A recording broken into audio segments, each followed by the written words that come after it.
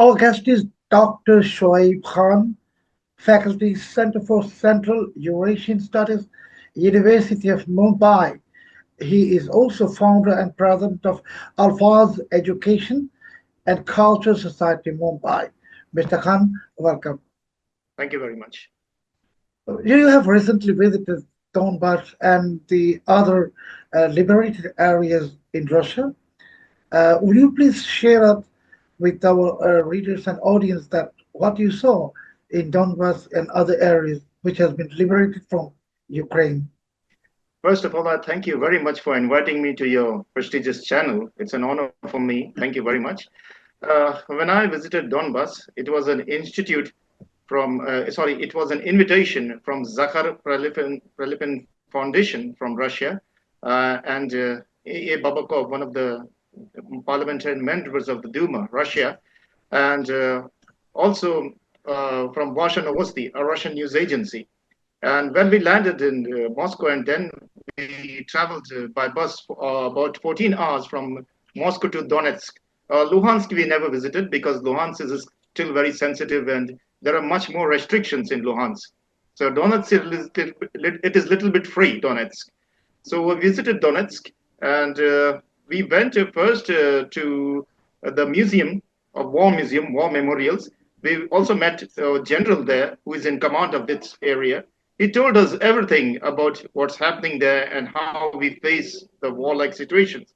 We also met the children of the martyred soldiers and many museums we have visited there. And we also spent our time with different battalions of Russian army. We spent a day, we had lunch with them, we talked to them, and we saw them practicing war games and all. And the way their morale was so high, that I don't think so Ukraine will ever overcome there. And in between, we used to listen to the voices of anti-aircraft Russian batteries destroying the incoming missiles and drones and all from Ukraine. And once in the morning, we were about to leave, and suddenly in the hotel lobby, we were sitting in a hotel lobby in Atlas Hotel in Donetsk, and there was a continuous firing noise, and we were asked to go into the basement.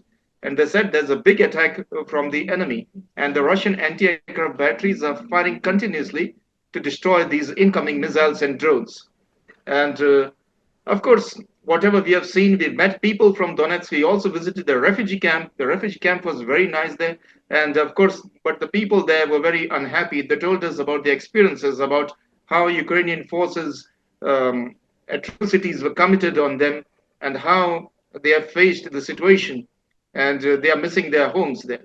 And looking at the situation, the people of Donetsk are very happy. They are very excited to be as a part of Russia. And there's nothing going on like what the Western media says that to liberate Donetsk and all. People want to stay within Russia. They don't want to go back to Ukraine. Many of their forces, armed forces members we have met, they've left the Ukrainian armed forces and joined the Russian armed forces there. Keeping secretly their names. They are not in contact with their families, but they're fighting for Russia because they want to be in Russia there. And of course, the atrocities committed by the Ukrainian forces also on the Russian-speaking population of Donetsk and Luhansk. Western media, hardly they have highlighted these situations. They've highlighted everything, but not this situation. But I think so, visiting Donetsk and all, we never felt as if we are in the war zone. We were moving there openly. Yes, of course, we were given instruction that after 10 o'clock in the night, we were not allowed to go out of our hotel. Of course, it was a severe winter there, no one will go out. But even then, because most of us, I was a professor, but other people are from the reporting side. They were mostly press reporters from different channels and all, from Serbia, from Cameroon, from Chad, and from France, from Lebanon, and Slovenia, Serbia. So we were, and even from Russia. So they have allowed us to go out there. So we were instructed that after 10 o'clock, please don't go out because there is a curfew-like situation. And if you are caught, then the organizers will have to face and answer the questions to the authorities. So we were given instructions, and whatever I saw, everything is all right there. People are very much happy, and Donetsk and Luhansk are now part of Russia forever. Even the demand about the Ukrainian forces and Western countries are demanding for Russians to go out. I don't think so they can push them out. And the morale and equipment which the Russians are using, they are very strong enough. I don't think so even the whole NATO, if they come, they are strong enough to face them. Mr. Khan, when you met the people in Donetsk and Donbass and other places, did they share the experience of the hostilities they faced under the Kiev regime and the Zelensky? Yes, of course. Whatever I have observed there, we also went to Mariupol. It is a port city near the Sea of Azov, and it was completely destruction. There's Azovstal plant and all.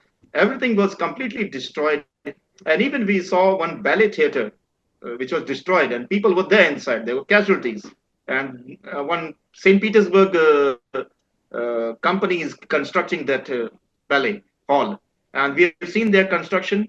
We've met the people there, and we have seen they told us about the atrocities. And they said one experience about the refugee. He also said at Volonakha that one of their neighbors, he was shot dead by a missile, and his body was broken into pieces, and we have anyhow buried him. And then we came inside and started praying. We were not can't even stand there. And Ukrainian forces were coming there. They were taking all the young people by force to join the military, to join the army. And women used to hide their young boys in the basement. And they have to do all the household work. And suddenly, one Ukrainian army personnel had a watch on the woman. And when he went after that lady, he saw that some boys are sitting there. He put the bomb in the basement. The whole basement was blasted. So atrocities were committed there. And of course, one thing which I have seen, that people of Russia, I haven't met even the people of Ukraine before, but people of Russia, they are never against Ukraine or Ukrainian people. Even the army, they will say, we have no animosity with the Ukrainian people. They are against the Zelensky and his policies. That whatever he wants, Zelensky is a part of expansion of NATO. That they want Ukraine to be a part of NATO. And speaking frankly to say, they included Latvia, Slovakia, and all Poland. NATO already came to the doorsteps of Russia, including Ukraine in NATO is like knocking the doors of Russia. How can a Russia, big power, will keep quiet that? And that they don't want that. It is a policy of Zelensky which is they are against. They are not against the Ukrainian. Even when I met some Ukrainian before my visit, even in the airports, they said we are not against the Russians. It is because of the policies of our government there. Even when I went to Belarus, people say it is Zelensky who started this trouble. Otherwise, it was peaceful. All three countries were doing much business. We were traveling freely. There was no restrictions, nothing like that.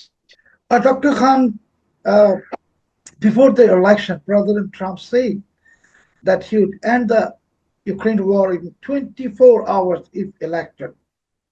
Now, we both of us know that Trump was sworn in on 20th of January, and it is almost 4 months gone. So there is no sign of ending the war, at least from Trump's end. Do you think the Trump's leadership has become weak? Or if the leadership has become weak, what is the reason of that? First of all, when he said within 24 hours, that is impossible for any leader, how powerful he may be, to stop the war between the two countries when the war is in the full-fledged war. Yes, he has made an attempt after that spat with Zelensky. He stopped all the supplies, weapon supplies to Ukraine, all the money supplies to Ukraine. And he openly said that this man doesn't want peace. We want peace. So he tried his best to contact the President Putin of Russia. But that is only the one part of his efforts.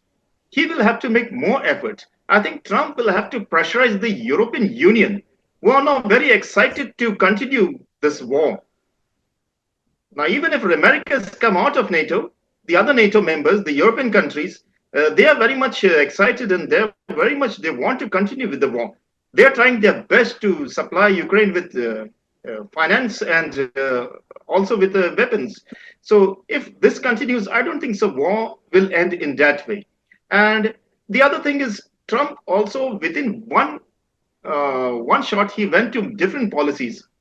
This tariff we have seen recently, these immigration policies, and of course his support to Israel openly against Palestinians, moving the Arab world and the Muslim world away from him. If these policies continues, I don't think so. Trump will become a strong or a powerful leader. He will have to come in terms with all the parties. And even one thing which I was against, when he tried to make peace in Saudi Arabia, those Russians and Ukrainian officials, he never invited any. He tried to ignore Zelensky. Now, see, whatever he may be, but he is the president now. He's the leader of Ukraine. You must invite him. You must invite Putin. Invite all the parties who are involved in the war. Only then talks can exist. If you don't invite anybody or ignore anybody, you invite somebody who is more interested in war, and the Zelensky is interested in continuation of the war. I don't think so. There will be any peace in that area. And of course, after the policy towards Israel and after his immigration and tariff policies, Trump has become weak. Not only around the world, which see Trump as an enemy, within America also, we have observed recently that there was a big backlash and big people shouting on the streets against Trump's and shouting that we don't want this lunatic president. Openly, they say there was a big procession on the streets of America. So I don't think so. Trump is already become weak now. I don't think so. He has much voice to say in the world. When you're talking about Zelensky, discussion with Zelensky, bringing him to negotiation, you and I both know that Zelensky has no intention of ending the war because Ukraine war has been a cash cow for Zelensky and his cronies in the NATO nations, and he has been serving the purpose of American Western military industrial enterprise. So actually, with Zelensky, it's not Trump. No one can find any solution. And on the other hand, Zelensky's tenure as president ended almost more than a year ago. Now he is no more the president of Ukraine, and he is not willing to hold the election. So this is a kind of the hostile situation for the Ukrainian people. They have been held hostage into the whims and griefs and greed of Zelensky and his neo-Nazi cronies cohorts in Kiev. Under such situation, as an expert, what solution you'd suggest? Um, as far as peace concerned, we only see Trump. What was the policy of his predecessor, Biden? He openly supported Zelensky. Yes, of course, you are right. Zelensky is a part of the Western agenda to expand NATO, to suppress Russia, and by suppressing Russia, they will suppress China. That is their policy. They don't want the China-Russia group to come up. A Eurasian force is still coming up in the world, and many organizations are being successful. As far as Zelensky is concerned, how can he hold election in a country which is completely devastated by war? Look at the population of Ukraine. They are out of the country, more than half of the population. Whatever population remaining there, they can't go out, they can't move freely. In that situation, how can an election be conducted? So first of all, if Trump or Americans want, the American people must force that every leader in America must follow the policy of peace. Not only Trump, but whoever comes after Trump, his successor, must make an attempt to follow the peaceful process, to the peace to exist in Ukraine. Secondly, they must also, American as a power, must also pressurize not only America, but even other countries in the world. They must try to pressurize the other NATO countries, the European countries, to stop supporting Zelensky and the war-like situation. Now, if America has come out, they are supporting them with weapons and money. This should not happen. If this continues to happen, I don't think so. The war will stop there. And some months back, I also told in my interview in Russia that if there was a news that some American or some during the Biden administration and even some European countries' forces may land in Ukraine. If that is the situation, other countries' forces may also land in Russia to help Russia. And we have already we have heard about the North Korean forces coming there to help the Russians to fight against the Ukrainians. So that will be an expansion of war. Whatever Trump said, that to Zelensky during that spat, that you are encouraging the Third World War. His predecessors, Biden and all, they have already started the situation. The Third World War has already started, not in the form of a big war, but in the form of animosities between countries. And whatever we are observing now, even now, Trump is not fighting with the weapons, but with the tariffs. This is also a tariff world war going on around the world. So the solution to peace process is you must pressurize all the European countries to stop supporting Ukraine. Stop your agenda to include Ukraine in NATO. During the disintegration of the Soviet Union, they have promised that NATO will never expand. Then why there was an expansion of NATO? Why Latvia and other countries, Poland, they were included, and Slovakia in NATO? These are provocation of Russia. Russia was provoked, it was provoked to fight. Just tell me one thing. Is there any threat to Belarus from Russia? Because Belarus is not a member of the NATO. They are friendly countries. Secondly, soon after the disintegration in 1991, so Russia, all the 15 republics, Russia was economically weak, economically mismanagement. I can't say weak, it was economically, they had wealth, but economically mismanagement. But militarily, Russia was strong enough to take back the 14 republics. But no action was taken from Russia. The first action started was in Georgia, when there was an attempt to include Georgia into NATO. All these flexing of muscles is the same thing. Now Bashar al-Assad was the ally of Russia. They pushed him back. So what do you mean by that? Once you talk about the war there, and here you help Israel and push out the Russian allies, then there's no means of war. War, if you want to stop, on every angle, every front, everything must stop. And you have to keep in mind even the interest of other parties. If you try to impose your own agendas, then forget it. War will never end. Mr. Khan, when you say that all the Western leaders and the US presidents should pursue the peace, but we know that most of the American, not most, all of the American presidents, particularly Joe Biden and Barack Obama, they have been notoriously warmongers. George Bush also warmonger. They have destroyed many countries in the world, including Afghanistan, Iraq, Libya, and many other countries. And on the other hand, these NATO nations or European Union, they are also the purpose-serving agents of the military-industrial enterprises.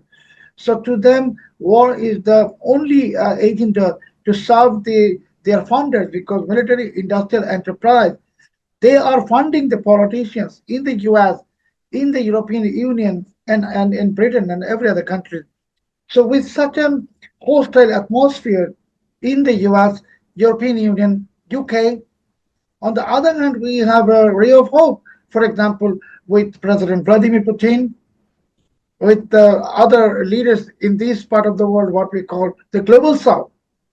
And they are talking about unification and strengthening of relations within the nations in the global south. So we don't, and we should not, and we may not expect any peace-loving leader coming up in the West, including the United States, because you know that the United States has not only been spreading the war in many countries, they are also continuing sabotaging situation inside the targeted nations with their so-called color revolution. They have already done this to my country, Bangladesh, and now let the country go into the hands of the wrong element.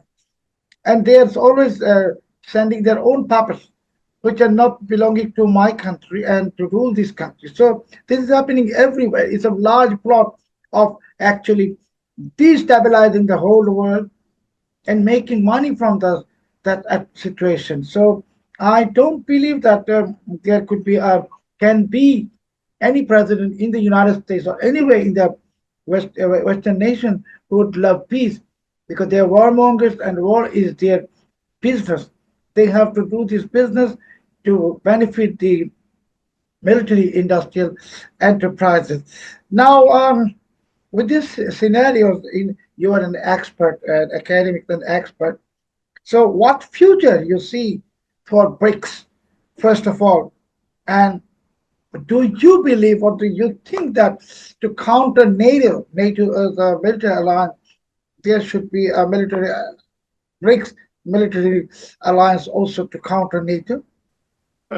First of all, I would like to share you one of my experience in 2019 December when I was in MGIMO University in Moscow in an international seminar. So one of the American lady he mentioned at that time Trump was there before the law, COVID, and that it is the Trump's childish policies which is spoiling the American diplomacy and all. So I asked her one question. You talked about Trump's childish policies. Just tell me which American president was not a childish? Whether it's expansion of NATO, Afghanistan, or the Middle East, all the troubles on the world are because of the respective American president's childish policies. So if they want to sell their weapons, they don't want their interest. As I told you previously, that you must always keep interest of both yours and other parties. If you see only your interest, then I don't think so there will be peace anywhere. And of course, uh, there was once mentioned by one of the Iranian president about the Golden Group, and I've also written in one of my articles in Azari Journal that slowly some countries are coming close together, particularly Russia, China, Central Asian countries, Azerbaijan, Turkey, Iran, and even Pakistan. They are coming close to China and Russia. So in future, they may form uh, they are already in the economic processes. They may form a military alliance tomorrow. The only hurdle which is stopping them is the American policies towards Turkey and Pakistan, where they have not gone against them. The day they go against them, these two countries may also join. Even Americans is trying their best, the Western is trying their best to snatch India away from, to move India away from Russia. The day they go against India, even India will join. And as far as BRICS you concerned, BRICS, first of all, is not a military alliance. It concentrates on economic agenda. A main agenda is economic. So every country, and it is becoming stronger day by day. Many of the countries from Middle East are also joining. Africa is also joining. Like keeping Brazil in mind, many of the Latin American countries are excited to join the BRICS, and keeping South Africa within the vision. Many of the African countries are very much excited to join. And even in future, some South Asian, East Asian countries and all, Indonesia has already joined there. So there was an attempt, like many countries may join BRICS in the future. As far as military alliance is concerned, I don't think so. BRICS will have any NATO-like alliance in the future, because economically BRICS is doing well and it has become strong enough. Whatever threatening words used by Trump during the last few weeks against the BRICS, I don't think so. Anything will happen to BRICS, even if the Americans impose any sanctions. They don't care for them. They are doing trade well. They are doing economically well. And when you talk about global South, I think BRICS is one of the gateways to the global South. And you see the other organizations like Shanghai Cooperation Organizations and BRICS and all. These Eurasian organizations, they are doing well. They are coming up. After ASEAN, I think these are the organizations. It is not like the European Union, where openly they say they are a European Union, but from inside, many of the countries are still suffering because of their own policies, the Eurozone and all. So, and there are Brexit we have experienced. There's no country coming out of BRICS or ASEAN or Shanghai Cooperation Organization. So, military-like alliance, I don't think so. BRICS, there will exist in BRICS. Yes, but if there's any, like they are trying their best to bring out the BRICS currencies, and President Trump threatened them that if you bring out the currency, BRICS currency, we will completely impose sanctions or tariffs on these countries. If that happens, then there will be a tariff war-like situation. And then BRICS countries will come more closer to each other to counter the Western agendas. But as far as in the near future, at least, I don't see the BRICS countries will come up with any NATO-like military alliance. Dr. Shoaib Khan, Faculty, Center for Central Eurasian Studies, University of Mumbai.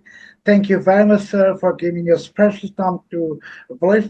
And we're looking forward to discussing with you many other topics in the coming days and weeks and months. Thank you very much. Thank you, sir. Thank you very much.